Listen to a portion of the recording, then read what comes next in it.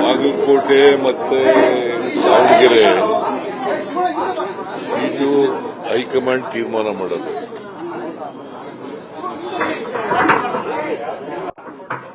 ಸುರ್ಜೇವಾಲಾ ಅವರು ಕರ್ನಾಟಕಕ್ಕೆ ಬರ್ತಾ ಇದ್ದಾರೆ ಫ್ರೈಡೆ.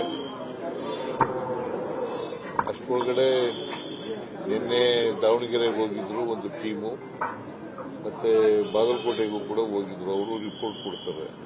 ಆ ರಿಪೋರ್ಟ್ ಆಧಾರದ ಮೇಲೆ ನಾನು ಡಿಕೆ ಚರ್ಚೆ ಮಾಡಿ ಸುರ್ಜೇವಾಲಾ ಜೊತೆ ಮಾತಾಡಿ ಕಳಿಸ್ಕೊಡ್ತೀನಿ. ಭೇಟಿ ಕುಟುಂಬ ಭೇಟಿ ಮಾಡಿ ಸರ್ ಇವತ್ತು ಮೇಟಿ ಕುಟುಂಬದವರು 3 ಜನ ಟಿಕೆಟ್ ಕೇಳ್ತಾ ಇದ್ರು. ಮಲ್ಲಿಕಾರ್ಜುನ, ಉಮೇಶ ಮತ್ತೆ ಮಾದೇವಿ. ಆ 3 ಜನ ನೀವೆಲ್ಲ ಒಟ್ಟಿಗೋಗಿ ಯಾರಿಗೆ ಟಿಕೆಟ್ ಕೊಟ್ಟರು ಕೂಡ ನೀವೆಲ್ಲ ಮಾಡಬೇಕು, ಒಟ್ಟಿಗೆ ಮಾಡಬೇಕು ಅಂತ ಹೇಳಿ ಹೇಳ್ಕಳಿಸಿದ್ದೀನಿ.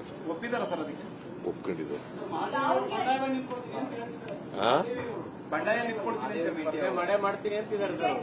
ನಿಮ್ ಜೊತೆ ಹೇಳಿದ್ರ ಯಾವಾಗ? ಏನಂತ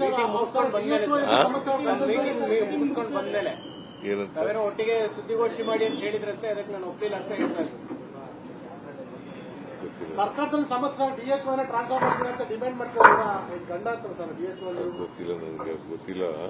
ನನ್ನ ಜೊತೆ ಒಪ್ಕೊಂಡಿದ್ದಾರೆ. ಮುಖ್ಯಮಂತ್ರಿಗಳು ಒಂದು ಕುಟುಂಬದ ಟಿಕೆಟ್ ವಿಷಯವನ್ನ ವಿಧಾನಸೌಧ 3ನೇ ಮಾಡಲಿ ಸಭೆ ಮಾಡ್ತಾ ಇತಿಹಾಸ ಇದೇ ಪ್ರಥಮ ಬಾರಿ ಸರ್.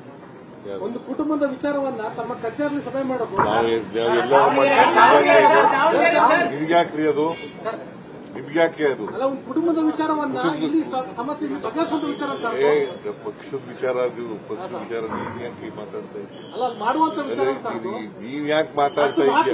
ಪಕ್ಷದ ವಿಚಾರ, ಪಕ್ಷದ ವಿಚಾರ, ಪಕ್ಷದ ವಿಚಾರ. ನ್ಯೂಸ್ ಫಸ್ಟ್ ನಿರ್ಭೀತಿಯಿಂದ ನಿಮ್ಮ ಪರವಾಗಿ.